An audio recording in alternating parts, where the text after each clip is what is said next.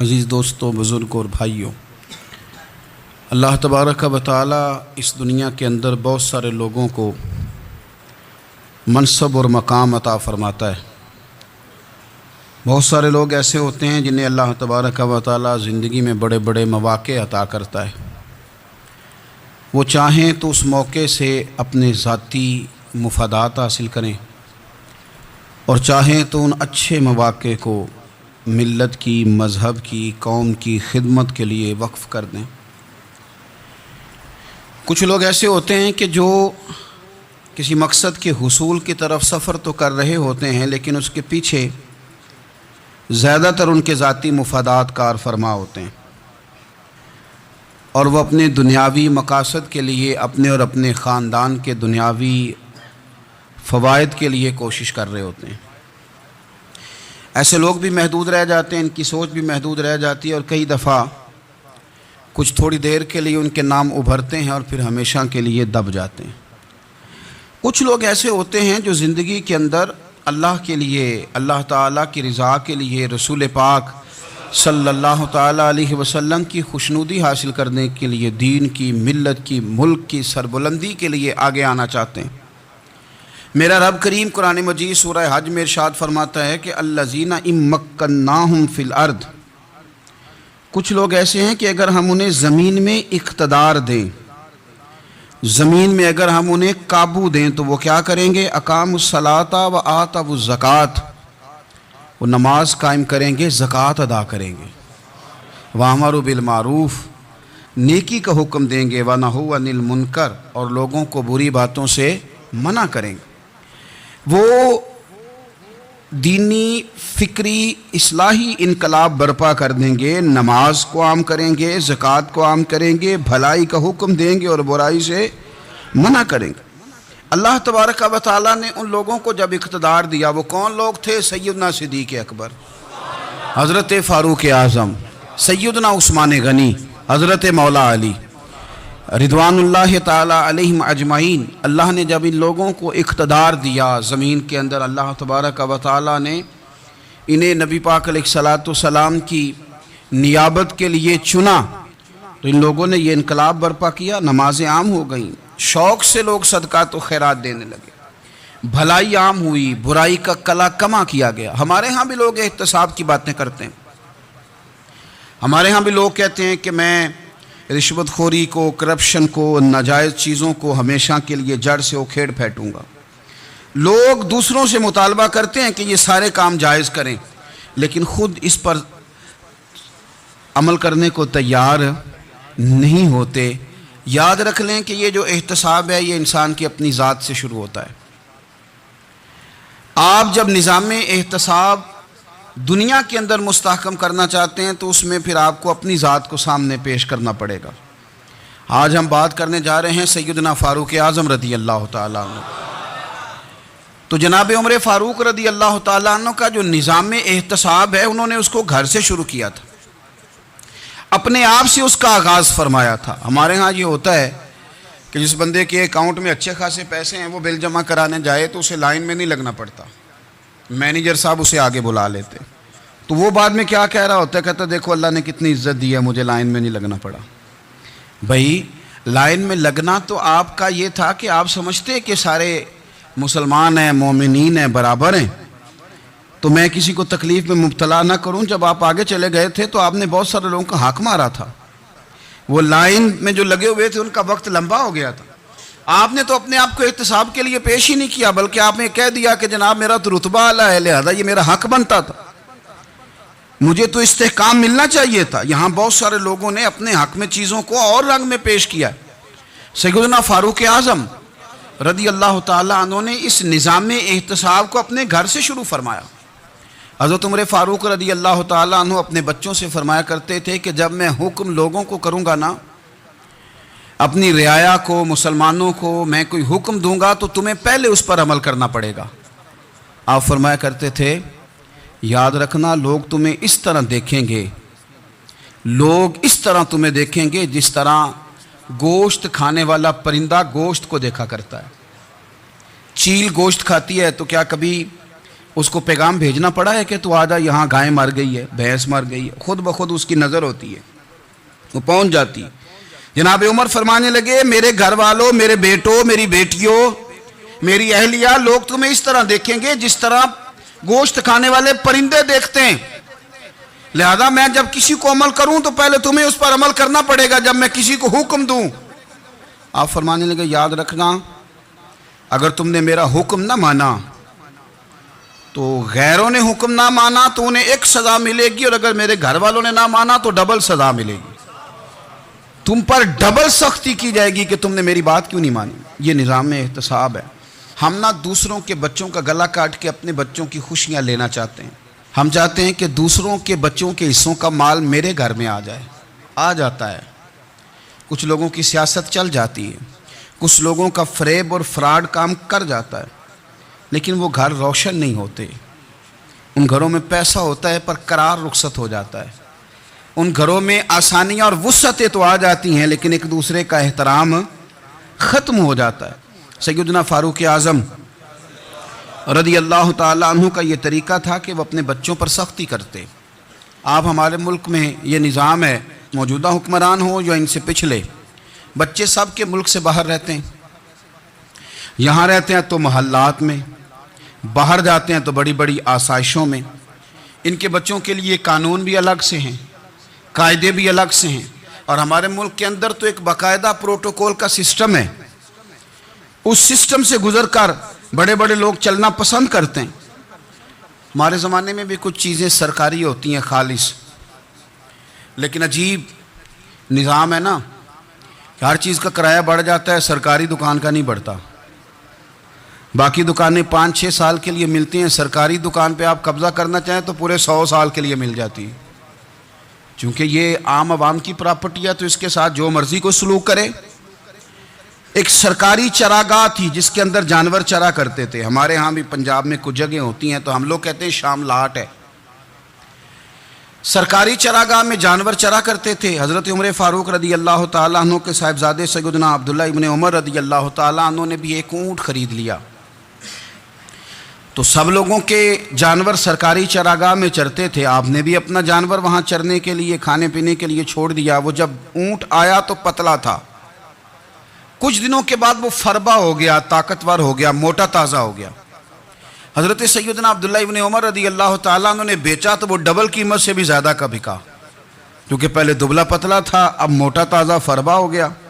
حضرت سیدنا فاروق اعظم رضی اللہ تعالیٰ عنہ کو پتہ چلا تو بلایا، فرمایا پتر اونٹ بیچ دیا ہے؟ ابا جی بیچ دیا ہے۔ فرمایا کتنے کا خریدا تھا؟ اتنے کا۔ بیچا کتنے کا؟ ڈبل قیمت بتائی۔ فرمایا اس طرح کر کے اصل رکھ لے اور جو اوپر ملی ہے مجھے دے دے۔ حضور آپ نے کیا کرنی ہے؟ فرمایا میں سرکاری خزانے میں جمع کروں گا۔ حضور کیوں؟ فرمایا اس لیے کہ تیرا اونٹ سرکاری جگہ پہ چرا کرتا تھا، وہ گھاس سرکاری جگہ سے کھاتا تھا۔ حضور سب کے کھاتے۔ حضرت عبداللہ ابن عمر کہنے لگے سب کے کھاتے ہیں۔ آپ فرمانے لگے تو سب میں شامل نہیں ہے، تو امیر المومنین کا بیٹا ہے، تجھے میں یہ حق نہیں دے سکتا، تیرے اوپر تھوڑی سختی زیادہ کی جائے گی، تجھے یہ حق نہیں ملے گا۔ تو اپنے اونٹ کو چونکہ سرکاری چراگاہ میں چرایا کرتا تھا، لہذا تجھے وہ جو اصل رقم یہاں جمع کرانی پڑے گی۔ ہمارے تو بچے پہلی بات تو یہ ہے کہ بات ہی نہیں سنتے۔ یہ سب کے بچوں کی بات کر رہا ہوں، وہ ٹیچر کے بچے ہوں، سیٹھ کے بچے ہوں، پیر کے بچے ہوں، امام صاحب کے بچے ہوں، کسی کے بچے ہوں، پہلے تو سنتے نہیں۔ اور اللہ خیر کرے اگر آپ کوئی سنانا چاہیں تو فوری طور پر وہ ہوم منسٹری کے پاس پہنچ جاتے ہیں، ان کی اماں ان کی وکیل بن جاتی، آپ کہہ ہی کچھ نہیں سکتے، حالات رخ بدل جاتے۔ اس کا نقصان یہ ہوتا ہے کہ ان کو تراشا نہیں جا سکتا، ان کو ہیرے نہیں بنایا جا سکتا، ان کے اوپر کچھ ایسی میل کچیل چڑھ جاتی ہے جو بڑی عجیب و غریب ہوتی۔ اور کچھ لوگ ایسے ہوتے ہیں جو خرابی کرنے میں بھی اپنا کردار ادا کرتے ہیں، خرابی کرنے میں، اور بڑے لوگوں سے منسلک ہونے کے لیے لوگ رستے تلاش کرتے ہیں، رستے۔ میں چونکہ چیزوں کا مطالعہ کرنے کا بڑا شوقین ہوں، تو میری والدہ داخل تھیں کئی سال پہلے ہسپتال میں، تو مجھے اس ہسپتال میں کچھ دن رہنا پڑا۔ ایک پرائیویٹ ہاسپٹل تھا، تو اس میں انہوں نے جگہ جگہ لکھ کے لگایا تھا ملازمین کو بخشیش نہ دیں، ہم ان کو بڑی اچھی معقول تنخواہ دیتے ہیں، سیلری بڑی عمدہ ہے، تو لوگ بخشیش نہ دیں۔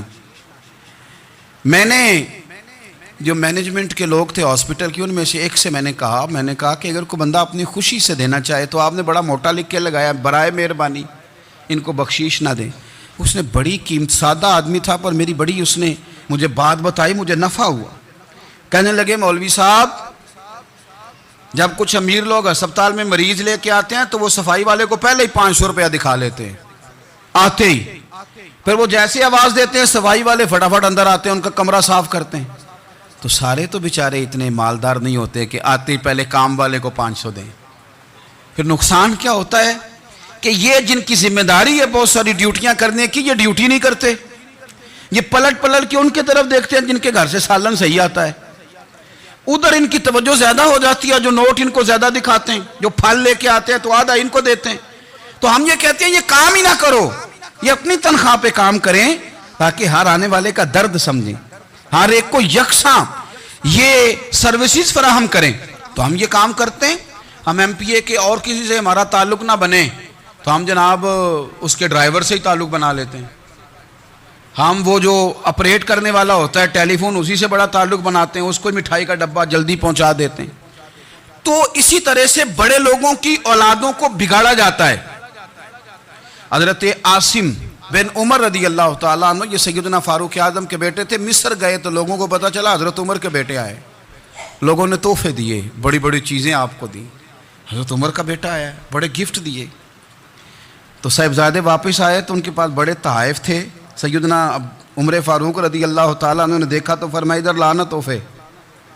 کہا بھائی لوگوں نے مجھے دیے ہیں۔ فرمایا تو نے کیوں بتایا تھا کہ میں امیر المومنین کا بیٹا ہوں؟ کہا حضور ان کو ویسے ہی پتہ چل گیا۔ فرمانے لگے پتر یہ تحفے تمہیں اس لیے ملے ہیں کہ تم امیر کے بیٹے ہو، یہ تحفے تمہارا حق نہیں، چونکہ تمہیں اس کرسی کی وجہ سے ملے ہیں اور یہ کرسی مسلمانوں کی ہے، لہذا یہ حق بھی مسلمانوں کا ہی ہے، یہ لا سارے مال غنیمت میں جمع کیے جائیں گے۔ آپ اپنے گھر سے جب احتساب شروع کرتے ہیں، اپنے گھر سے، اور یہ یاد رکھیں یہ جو لوگ آتے ہیں آپ کے بچوں کو نوازنے کے لیے، یہ انہیں خراب کرتے ہیں، بگاڑ پیدا کرتے ہیں، یہ عجیب و غریب سی چیزوں میں مبتلا کر دیتے ہیں، بچوں کا نقصان ہوتا ہے کل کلام۔ پھر جو شاپر اچھا لے کے آئے پیر صاحب کے بچے ذرا اس سے پیار سے ملتے ہیں، نقصان ہو جاتا ہے، یہ دستے نگر ہو جاتے ہیں، یہ لوگوں کی طرف جیتے ہیں، دوسروں پہ ڈیپینڈ کرنے لگتے ہیں۔ حضرت ابو موسیٰ اشعری رضی اللہ تعالیٰ عنہ نے پہلے تو ایک قلین بڑا سونا تھا تو آپ نے حضرت عمر کے گھر بھیج دیا کہ چلو ان کے گھر میں ان کی اہلیہ بچھا لیں گی، کہیں سے تحفہ آیا۔ پھر وہ جس کمرے میں مال غنیمت اور خزانہ رکھا جاتا تھا اس کی صفائی کر رہے تھے تو ایک دینار مل گیا، تو وہ دینار بچے سارے جا رہے تھے تو ان میں سے حضرت عمر کے ایک بیٹے کو چھوٹے کو بلایا اور بلا کے کہا پتر یہ دینار لے لو۔ حضرت عمر نے دیکھا کہ بیٹے کے ہاتھ میں دینار بھی ہے اور گھر میں قالین بھی ہے، ایک موقع پہ وہ قالین گیا، ایک موقع پر بچے کو ایک دینار دیا۔ تو حضرت عمر اپنی اہلیہ سے پوچھنے لگے یہ کہاں سے آیا قالین؟ کہا جناب ابو موسیٰ اشعری رضی اللہ تعالیٰ عنہ نے بھیجا ہے۔ بیٹے سے پوچھا دینار کہاں سے آیا؟ کہا مجھے انہوں نے ہی دیا ہے۔ آپ نے وہ دینار بھی لیا اور قالین بھی لیا اور اس کو لپیٹا اور جناب ابو موسیٰ اشعری کو بلایا اور اتنے سخت ناراض تھے، فرمانے لگے ابو موسیٰ اشعری سے کہنا میرے پاس پیدل آئے، گھوڑے پہ نہ آئے۔ اور جب آئے حضرت ابو موسیٰ اشعری تو جناب عمر اتنے ناراض ہوئے کہ وہ قالین لپیٹ کے تو ان کے سر پہ مار دیا۔ فرمانے لگے پکڑو اپنا دینار، تمہیں پورے مدینے میں میرے بیٹے کے علاوہ کوئی اور نہیں ملے تھا جسے تم خراب کر سکو، میرا پتر ہی ملا تھا بگاڑنے کے، کس نے اجازت دی تم میرے بیٹے کو دینار دو؟ کیوں لائے تم میرے گھر میں قالین؟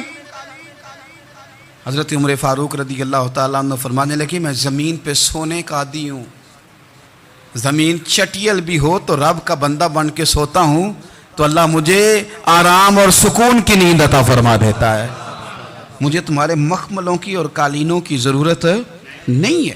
احتساب یہاں سے شروع ہوتا ہے بھائی، یہاں ہم نہ اپنے گھر میں بیٹھ کے مایوس باتیں کرتے ہیں، اور فلانے کے بچے کہاں پہنچ گئے، فلانے کے بعد بڑا پیسہ آ گیا، میں کچے مکان میں رہوں، میں یہ کروں، دیکھو مجھے نہیں سہولی۔ یہ تو آپ مایوسی والی باتیں کر رہے ہیں، یہ تو آپ کمزور باتیں کر رہے ہیں، یہ تو اس طرح کی باتیں تو ہارے ہوئے لوگ کرتے ہیں۔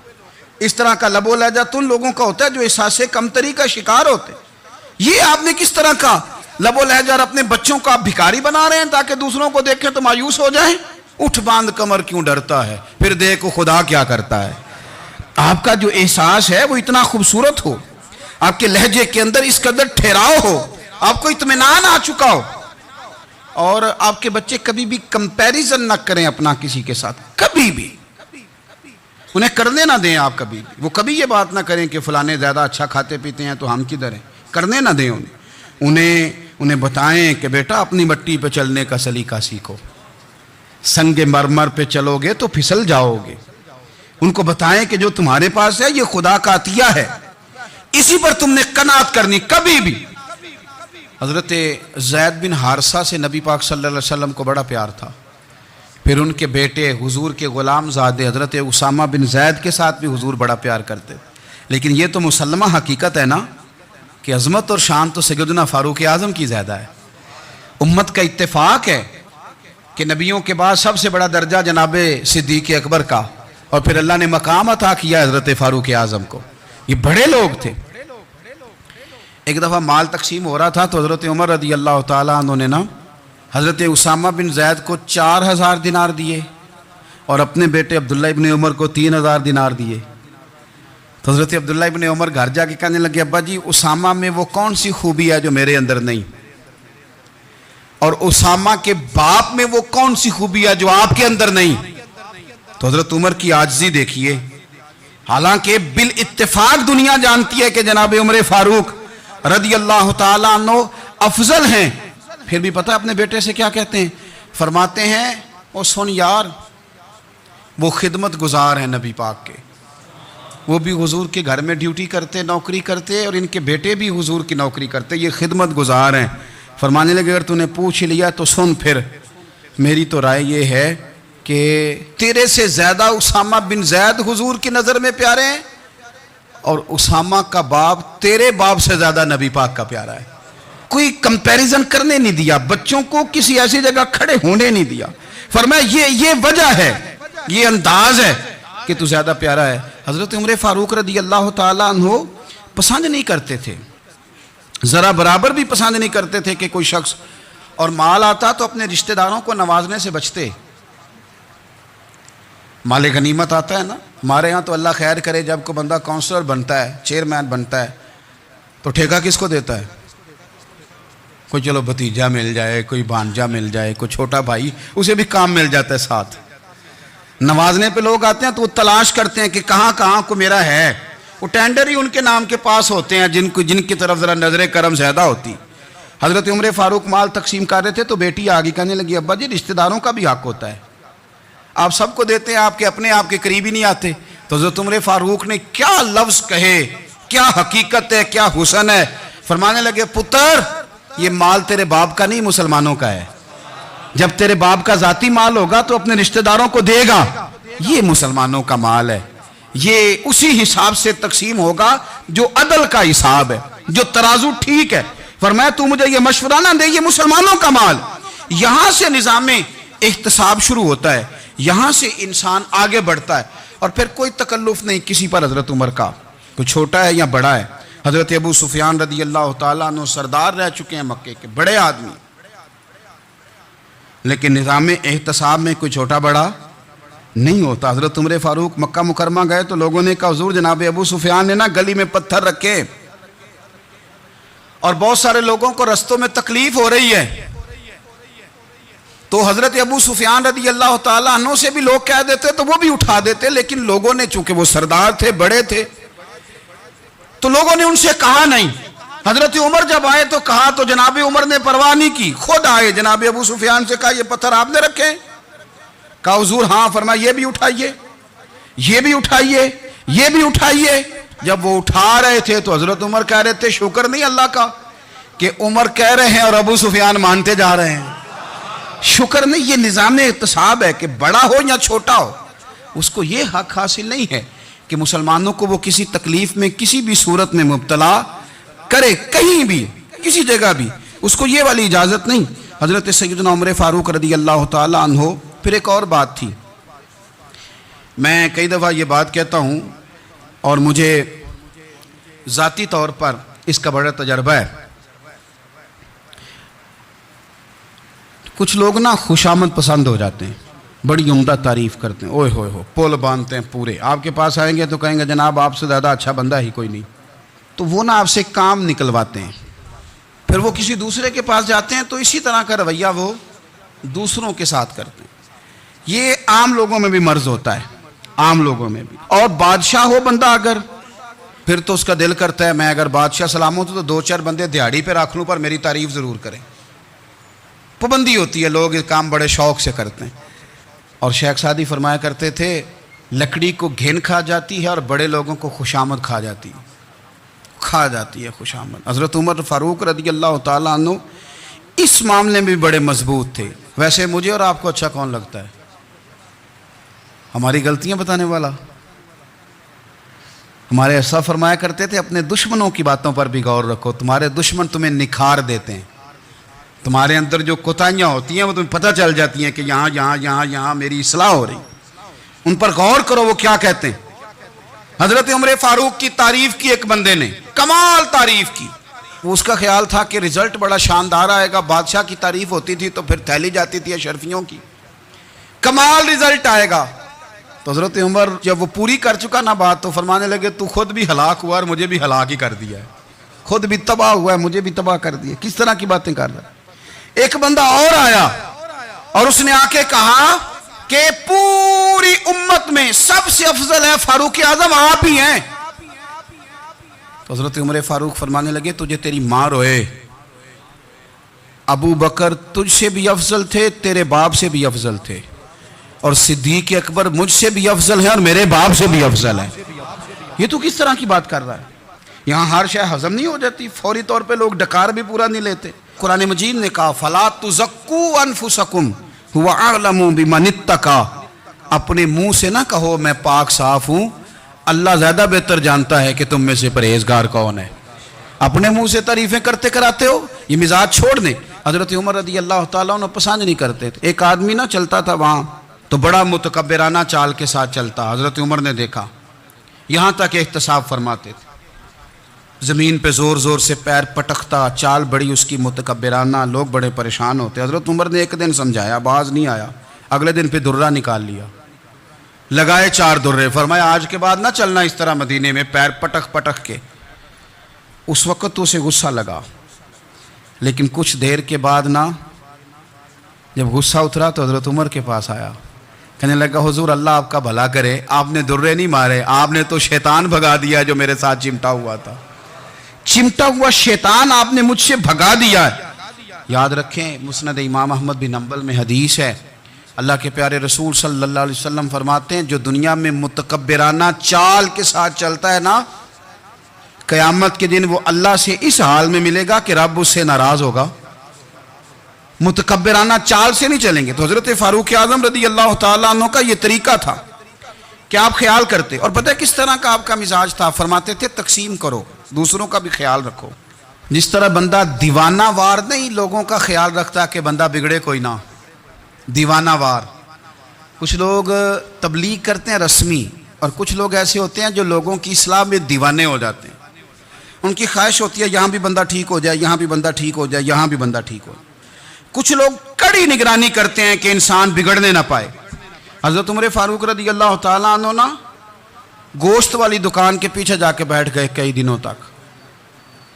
وہ کہنے لگا حضور یہاں کیا ہے؟ فرمایا تو اپنا کام کرنا، گوشت والی دکان پہ بیٹھے، کام کر اپنا، نگرانی کرنے لگے حضرت عمر۔ پھر آپ نے نا وہ بندے پکڑ لیے، کون؟ جو 2 دن مسلسل گوشت خریدنے آئے، پکڑ کے کھڑا کر لیا، فرمایا تو کل بھی گوشت لینے آیا تھا؟ حضور ہاں۔ فرمایا آج پھر کھائے گا؟ حضور جی۔ تو آپ فرمانے لگے کیا تیرے محلے سے غربت ختم ہو گئی ہے؟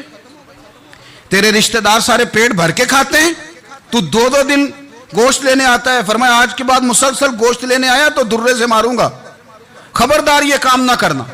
یہاں تک نظام احتساب کا جب خیال رکھا جائے پھر حالات بگڑا نہیں کرتے، پھر وہ قابو میں رہا کرتے ہیں۔ حضرت عمر فاروق رضی اللہ تعالیٰ عنہ اس ترتیب کے ساتھ اصلاح کرتے، اس ترتیب کے ساتھ۔ سیدنا فاروق اعظم رضی اللہ تعالیٰ عنہ کی ایک بات آخر میں عرض کرنی ہے، وہ میں بھی اپنے اوپر لاگو کروں، آپ بھی غور کریں۔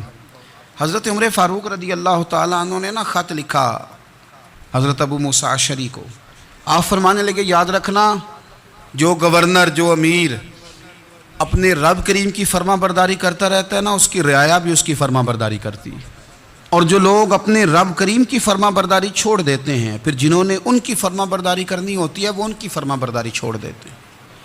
آپ نے سپہ سالاروں کو خط لکھے تھے، فوج کے جو جرنیل تھے کمانڈو تھے ان کو خط لکھے تھے، فرمایا جو سپاہی نماز نہیں پڑھتا اسے فوج سے نکال دو، اور ساتھ لکھا تھا یاد رکھو جو رب کا وفادار نہیں وہ ہمارا کیسے ہو سکتا ہے، نکال دو ان لوگوں کو، فوج سے الگ کر دو۔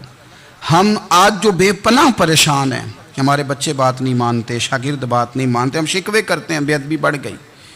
ادب کے ساتھ میں گزارش کروں گا بڑوں کی بارگاہوں میں، جو میری طرح کے بڑے بنے ہوئے ہیں، بزرگوں سے نہیں بات کرتا، ان سے میں کہوں گا کہ ہمیں ایک دفعہ اپنے اوپر بھی تو غور کر لینا چاہیے، کہیں ایسا تو نہیں ہے کہ ہم جب تک اللہ تعالیٰ کے فرما بردار تھے، جب تک ہم تقوی کے معیار پر تھے، ہماری بات ماننے والے ہماری بات مان رہے تھے، کہیں ایسا تو نہیں کہ ہم اس معیار سے ہل گئے ہیں، تو اب جو ہمارے فرما بردار تھے وہاں سے ہل گئے ہیں۔ حضرت عمر رضی اللہ تعالیٰ عنہ فرمایا کرتے تھے کہ لوگوں کو عجب میں مبتلا نہیں ہونا چاہیے، خود پسندی کا جو ماحول ہوتا ہے اس سے لوگوں کو ہمیشہ نکلنا چاہیے۔ حضرت عمر کے ایک صاحبزادے نے کنگھی کر لی، اچھا لباس پہن لیا تو درہ مارا جناب عمر نے، تو آپ کی بیٹی کہنے لگی ابا جی یہ تو بالکل جائز ہے، اچھے کپڑے پہننا، اچھا لباس پہننا اور سر میں کنگھی کر لینا، اس پر درہ کیوں مار دیا؟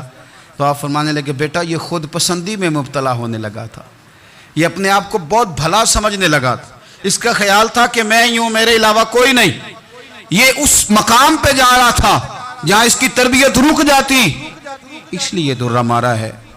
ایک دفعہ حکومتی معاملات کے اندر آپ کی اہلیہ نے مشورہ دینا چاہا، بڑے کام بیویاں نہیں کرتی، بڑے بڑے معاملات میں مداخلت نہیں کرتی، ہمارے بر صغیر میں وہ بادشاہ نہیں گزرا کہ جو فیصلہ کرتا تھا تو کرسی پہ بیٹھ جاتا تھا اور پردے کے پیچھے اس کی بیوی بیٹھ جاتی تھی، اور جب وہ فیصلہ سنانے لگتا تو یوں گردن پیچھے کرتا اور اہلیہ جو کہتی وہ فیصلہ سنا دیتا۔ لیکن ایک دفعہ خاتون نے ایک آدمی کو حضرت عمر نے معزول کیا تو آپ کی اہلیہ نے، اس آدمی کی اہلیہ حضرت عمر کی اہلیہ سے ملی ہوں گی، تو خاتون نے ذرا سفارش کرنی چاہی، تو جناب عمر فاروق رضی اللہ تعالیٰ عنہ کے ہاتھ میں عصا تھا، ڈنڈا تھا، 2-3 دفعہ زمین پہ مارا، فرمایا تمہیں کس نے اجازت دی ہے حکومتی معاملات میں مشورہ دینے کی؟ یہ مشورہ مولا علی دیں گے یا عثمان غنی دیں گے؟ آپ کو کس نے اجازت دی؟ وہ حکومتی معاملات، وہ مسلمانوں کا اجتماعی معاملہ وہ مسلمان دیکھیں گے، آپ کو اس میں آنے کی اجازت نہیں ہے، جو آپ کی ذمہ داریاں ہیں آپ کے حقوق ہیں ان پر آپ بات کریں۔ تو بھائی نظام میں احتساب اپنی ذات سے شروع کریں۔ ہماری اولادیں ہمارے بچے وہ باہر سے انہوں نے زیادہ اثر نہیں لیا، ہم نے انہیں بتایا ہے کہ ہم بڑے غریب ہیں، ہم بڑے مجبور ہیں، ہم تو بڑے کمزور ہیں، ہماری تو سنتا کوئی نہیں، یہ تو امیروں کا ملک ہے، اس میں تو فلانے کو اہمیت حاصل ہے۔ ان باتوں نے ہمارے بچوں کو کمزور کیا ہے، ان باتوں نے ہمارے بچوں کے دلوں میں احساس کمزوری پیدا کیا ہے۔ آپ ان کو جینا سکھائیں، آپ ان لوگوں کو بتلائیں کہ رب کریم نے جو تمہارے لیے بہتر سمجھا وہ تمہیں اپنے فضل سے بڑا عطا فرمایا ہے۔ آپ ان کو ان کے مقام پر رہ کر خوددار اور قناعت پسند ہونا سکھائیں، آپ یقین کریں گھر امن والا بن جائے گا۔ بچے اگر بھنا ہوا گوشت کھا رہے ہوں اور پھر بھی لاڑی رہے ہوں کہ مسالہ میری مرضی کا نہیں، سٹائل میری مرضی کا نہیں، ٹیسٹ میری مرضی کا نہیں، یہ والا گوشت میں نے نہیں کھانا، یہ اس طرح کر کے بھنا ہوتا تو پھر میں نے کھانا تھا، وہ زیادہ خوفناک صورتحال ہو جاتی ہے۔ لیکن اگر ابا جی اماں جی گھر والے کھیتوں میں کام کر رہے ہوں اور بچے اچار کے ساتھ روٹی لے کے جائیں اور بنے پہ بیٹھ کے پھٹے پہ بیٹھ کے وہ پھر کھانا شروع کریں، اور جب وہ اچار آئے اور وہ ایک دوسرے کو کہیں کہ آج تو 2 کلے ہو گئے میرے کام کے، اس دفعہ تو دیکھنا ہماری فصل کتنی شاندار ہوگی، ایک دوسرے کو دیکھ دیکھ کے وہ ہنسیں اور مسکرائیں اور ان کی باتوں میں لذت ہو، اور پھر وہ کہیں کہ آم بڑے اچھے مل گئے تھے، دیکھو اچار کتنا سونا آ گیا ہے، دیکھو یہ کس قدر زیادہ اچھا ٹیسٹ ہے، تیل بھی بڑا اچھا ہے، گل بھی بڑے وقت پہ گیا ہے۔ آپ یقین کریں یوں لگتا ہے کہ کائنات کی سب سے بہترین روٹی یہ لوگ کھا رہے ہیں۔ یہ سوچ حضرت عمر نے ہمیں دی ہے، یہ فکر جناب عمر نے ہم تک پہنچائی ہے۔ اللہ ہمیں سمجھنے کی توفیق عطا فرمائے۔ آخر دعوایا ان الحمدللہ رب العالمین۔